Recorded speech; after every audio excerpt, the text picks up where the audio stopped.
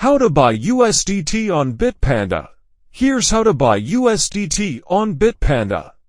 Firstly, go to Bitpanda website and sign up with your email and password.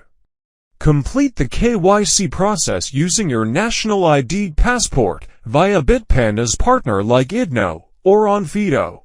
Access your verified Bitpanda account via web or mobile app.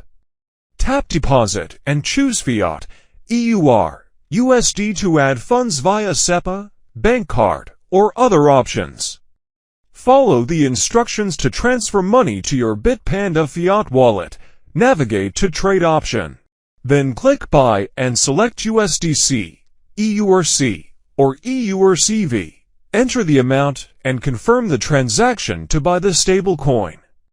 Transfer the stablecoin to an external wallet or another crypto exchange that supports USDT like Binance or Kraken.